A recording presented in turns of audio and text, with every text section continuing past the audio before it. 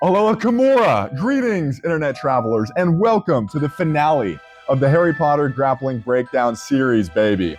In this video, we're going to be analyzing every grappling scene in the 7th and 8th Harry Potter movies, aka the Deathly Hallows. After we break down the scenes, we'll award various characters their appropriate belts based on their skill level that we determined. And finally, we'll explore hypothetical super fights between characters from other universes, like Voldemort versus Darth Vader, and discuss how these matchups would unfold on the mats. Now get comfortable, grab a pint of butterbeer, and prepare to experience the wizarding world like you never have before in this epic, this magical series finale.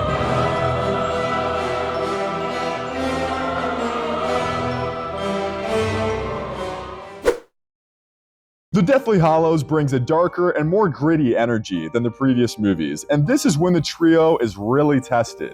They go into hiding, Death Eaters take over the Ministry of Magic, they are constantly being ambushed by evil wizards, they are tasked with the mission of finding and destroying all of Voldemort's Horcruxes, and the list goes on.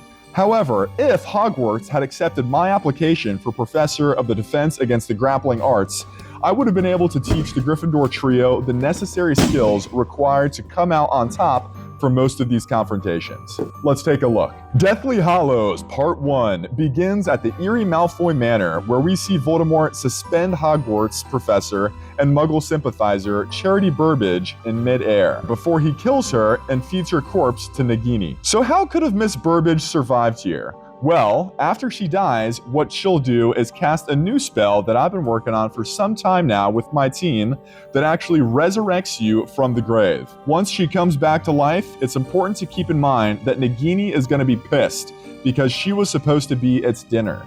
So Burbage will have to keep her head on a swivel here, or, like they say in the UK, keep your crumpet on the trolley, mate. So just like we discussed in the previous breakdown, we're going to prepare for the snake strike, and as it lunges at us, we jump to the side, snatch it out of the air, and secure the stray ankle lock, from where we can then break the snake in half. Burbage can then apparate back to safety. We skip forward to a reoccurring scene that we see in every movie, Harry's reunion with Ron and his lover Hermione. This time is much different than previous reunions though. Hermione's bad habits have unfortunately rubbed off on Ron, as we see him give Harry the double underhooks when they hug. To punish Ron for giving up the dominant position and to hold him accountable, we front Uchimata him.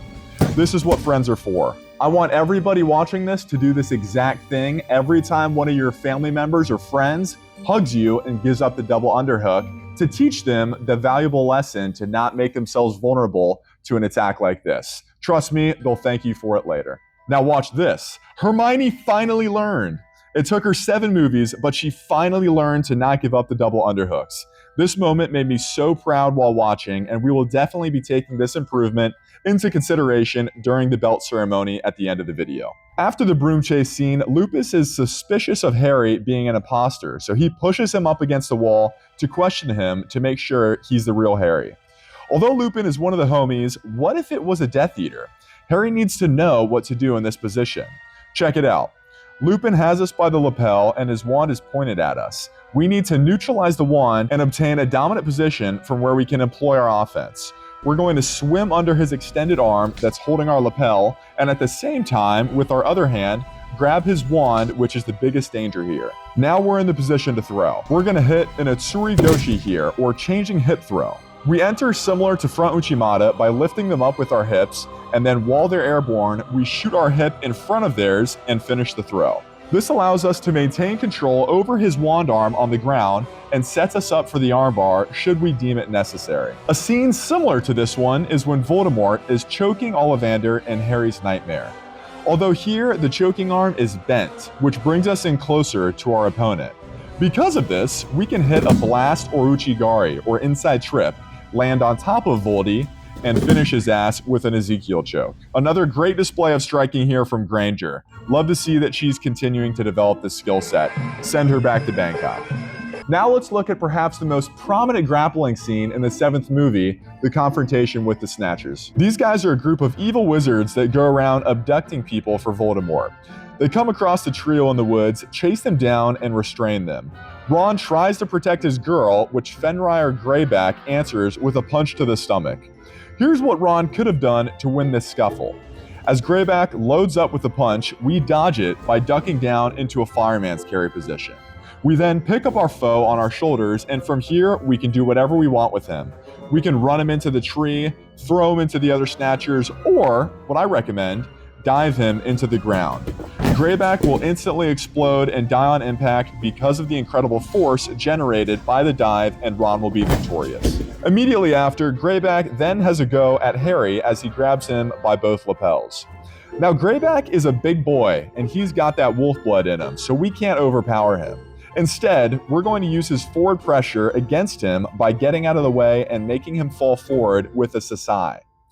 We're going to swim one arm under to get the underhook, just like we did against Lupin. Step in to elevate him off his toes, and then finish with a sweep, causing him to fall forward onto the ground. Again, exploding instantly on impact. And this just goes to show, if your grappling is high enough level, it doesn't matter what your opponent brings to the table. They could be a werewolf like Greyback, a unicorn, a giant, even a dragon. They are all no match against the true master of the grappling arts. The last scene we'll look at involving the Snatchers is Hermione being restrained from behind. Now, this guy is seriously neglecting his training because I don't know what kind of bat control this is supposed to be, but he needs to be demoted ranks immediately. His lack of control allows Hermione to enter for an Ippon Seoinage, throw his ass on the ground, and maintain dominant position from where she can lock in the submission. We're back at the Malfoy Manor once again, and Bellatrix is going full psycho mode on the squad. At this point in the movie, the trio's wands have been taken, Bellatrix is holding the sword of Gryffindor, and Narcissa Malfoy has a wand pointed at them.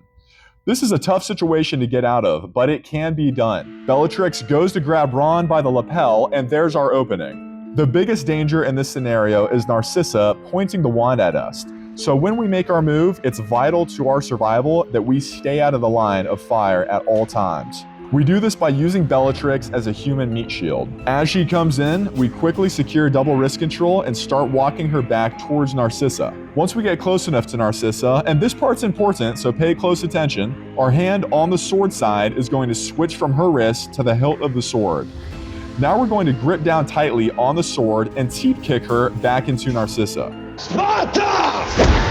If executed correctly, this will cause Bellatrix to let go of the sword and fall back into Narcissa. Now it's like shooting ducks in a barrel. Before the witches have time to recover, we throw the sword tomahawk style at them, skewering them both like a shish kebab. Once these two are dead, Ron and Harry can take their wands and finish off Draco posted in the alley with that Draco and Peter Pettigrew with relative ease, who are likely paralyzed with terror after witnessing Ron's savage double kill. Double kill. During one of the most intense scenes of the movie, Bellatrix is seen pinning down and torturing Hermione. If only Hermione knew how to escape or attack from bottom position, she would have choked Bellatrix into the depths of hell and therefore would have saved Dobby's life. Now let's go over 2 ways Hermione could have done things differently. Option A. She could have escaped Bellatrix full mount into side control, and then from there, she could have thrown up a buggy choke. Or option B, Hermione could have set up a triangle by moving her arm down towards her legs to bait Bellatrix to move her head down close to Hermione's legs. And when she does that, Hermione pushes Bellatrix into the triangle choke, and in a matter of seconds, into the afterlife. The Deathly Hallows Part 2. The last movie in the series and the epic conclusion to this iconic 10-year cinematic saga. There is but one battle I wish to look at with all of you, and that is the Astronomy Tower fight between Harry and Voldemort. The Chosen One and the Dark Lord, the boy who lived and he who must not be named.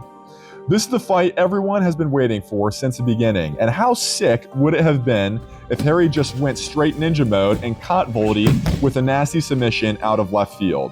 I would have gone absolutely nuts if I saw this on the big screen, and I'm sure some of you would have too. Unfortunately, this did not happen, and despite my letters and pleas to Warner Bros., I don't think the new show is going to incorporate a lot of grappling either, so let's recreate this scene to fill this void left in our hearts. At the top of the tower, Voldy slaps Harry around like a pimp. Harry could have stopped the fight right then and there by countering the slap. Let's walk through how. As Voldy goes in for the slap, Harry is going to duck that jaunt by dropping to one knee, and then he's going to take the Dark Lord's back. Once on the back, he will secure a 2-on-1 wrist control, aka Dagestani handcuff, to subdue his wand. Now that the wand is out of the equation, we're going to climb up his back like a monkey and isolate his arm for the armbar. Voldy's neck cannot support the full weight of Harry's body. so he will be forced to fall forward and into our trap. As he does, we'll use his momentum to roll him onto his back and into the armbar. What a sucker. Break it, Harry, break it! Sorry, I get a little excited sometimes. Anyways, Voldy is at Harry's complete mercy here, and anyone that has ever grappled before knows that even a 17-year-old boy can easily break a grown man's arm once in this position. So Harry will proceed to break his wand arm. Then he's going to want to taunt him before he loses the chance by getting up and emoting on him. Once that's taken care of, he'll move to the other arm, then the legs, and finally, when all limbs are broken, he'll take full mount and choke his ass out. That is how it should have gone down. The last scene that we'll break down is Harry and Voldemort's fall from the astronomy tower, just before their epic duel in the courtyard.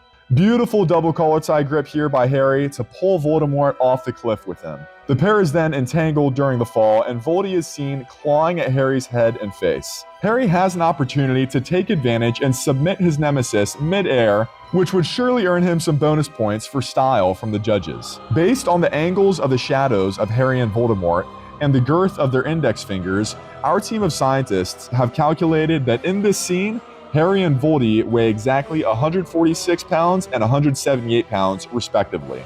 Some might see this weight difference as a disadvantage, but I believe Harry can actually use this to get the upper hand here. Less body weight also generally means you're able to move faster and increased overall bodily control. That's why all these guys that are 5 feet tall and 110 pounds can hit frickin' 60 pull-ups in a row.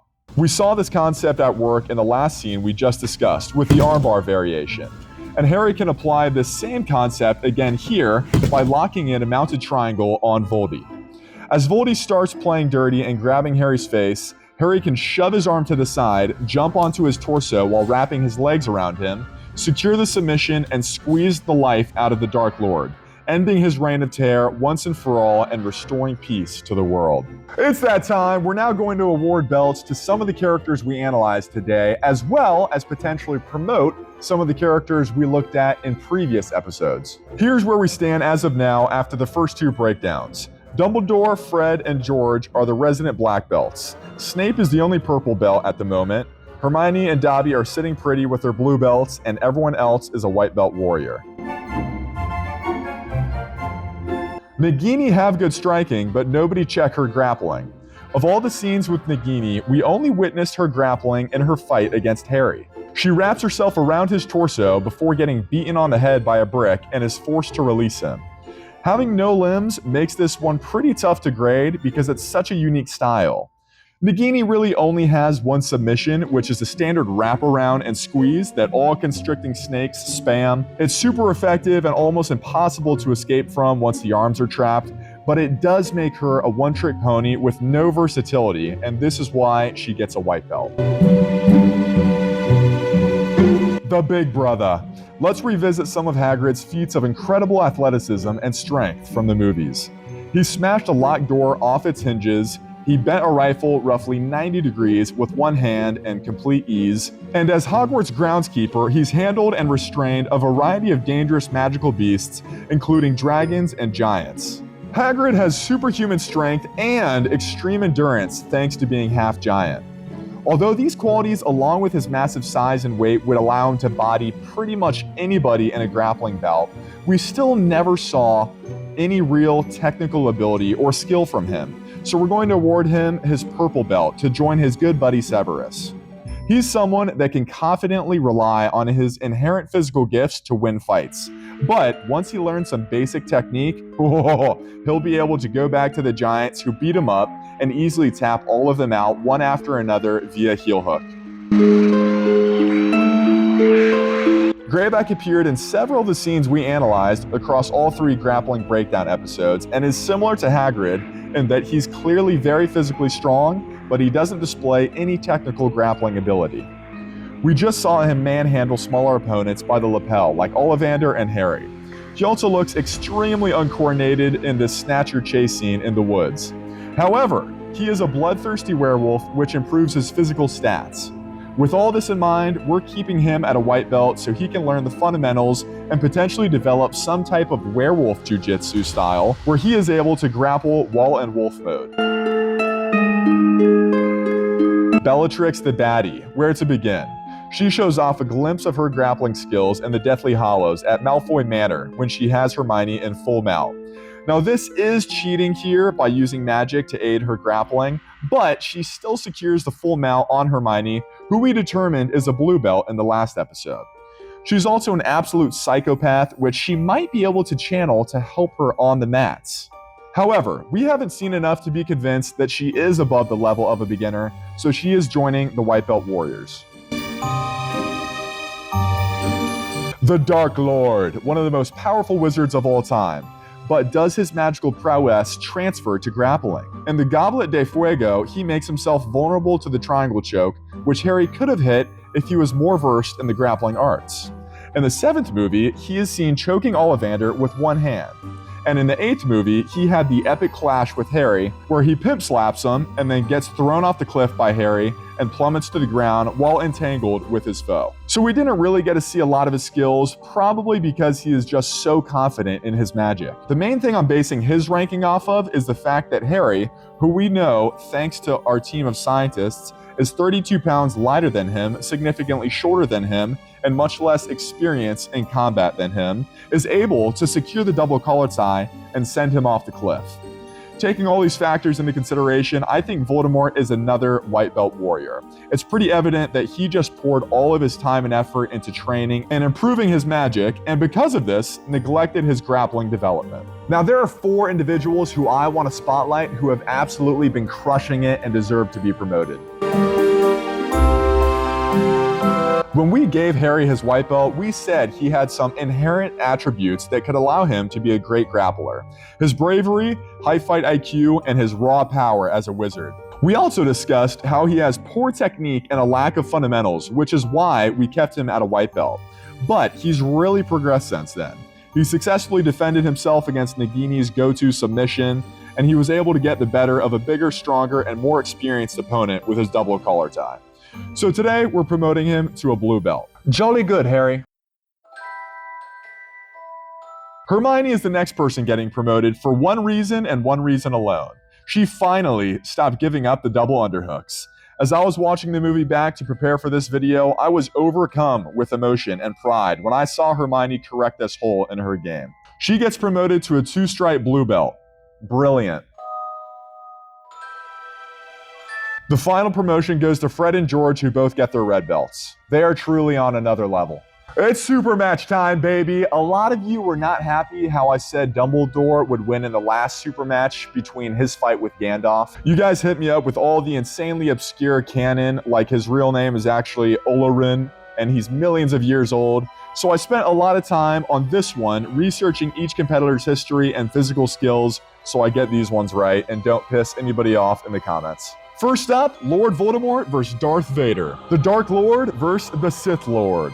These two villains have similar builds and appear to be around the same height and weight. For this fight, the use of magic and the Force is strictly off limits. We established that Voldemort is a white belt, and he appears to be in decent physical condition, but we never really saw any clear display of his athletic ability, so it's hard to say. He also doesn't have a lot of hand-to-hand combat experience because he is always using magic. My boy Vader, on the other hand, is a freak athlete and specializes in close combat, racking up many years of experience and hundreds of kills with his lightsaber under his belt. I plan on doing a Star Wars grappling breakdown in the future, so I don't want to get too in the weeds with that now. But after watching back some of Anakin's and DV's fight scenes, it is apparent that he has a significant advantage over Voldemort in close physical combat and general athleticism. So for this match, I imagine playing out like Voldemort coming out extremely aggressive and doing something similar to what he did to Harry during their free fall, grabbing and clawing at him with no technique, typical dirty grappling that you'd expect from a villain like him. I see Darth responding by pulling Voldemort's cloak over his head like in a hockey fight, picking him up and spiking him onto his brain for the win in the first round. This is the true power of the dark side of the Force. The second super match for today is one that I am very, and I mean very, excited for. Introducing first, in the blue corner, fighting out of the United Kingdom, weighing in at roughly 175 pounds, standing at almost 7 feet tall. In the day, he teaches at Hogwarts School of Witchcraft and Wizardry, but in the night, he becomes a bloodthirsty, ravenous beast of the forest. Ladies and gentlemen, put your hands together for your favorite defense against the dark arts teacher, Remus Lupin! His opponent in the red corner, fighting out of La Push, Washington, USA, weighing in at about 350 pounds, extending close to 12 feet in length. This young up-and-comer has a particular knack for slaying the spawn of evil. Men want to be him, ladies want to be with him. Give it up for the lover boy, Jacob Black! It's only appropriate to end this epic series with a just as epic fight between these two werewolves, but for this fight, it is to the death. There are no rules. Let's break it down. Jacob has some obvious advantages over Lupin. He's double his weight and almost double his length. According to the Twilight books, Jacob can also run over 60 miles an hour in his wolf form. He retains his human intelligence, whereas Lupin loses control over his mind when he transforms. And Jacob has experience killing vampires, which in Twilight are basically superheroes. Lupin is able to fight standing up, which allows him to slash at Jacob with his claws, and Jacob is a much bigger target, making him easier to hit. But those are really the only two advantages Lupin has over Jacob. Now that the stage is set, here's how I see it playing out. Lupin, in the mindless and animalistic state of mind that he's in, runs forward and slashes at Jacob with pure aggression. Jacob eats the shot and takes little damage. Now it's Jacob's turn. He pounces on Lupin, which knocks him to the ground because of the massive size and strength difference. Jacob pins Lupin down, who is unable to escape. He's squirming and flailing about in a desperate attempt to get free, but Jacob is just too big. Jacob brings his head in line with Lupin so that he's staring him dead in his eyes. He bares his fangs at the professor and leans in to deliver the killing blow. And then Lupin says, "Wait." Jacob shoots his head up in surprise. Lupin goes on to say, "Jacob, I'm your father. Don't you recognize me? How long has it been?" Jacob responds, "Dad, is it really you? I can't believe it."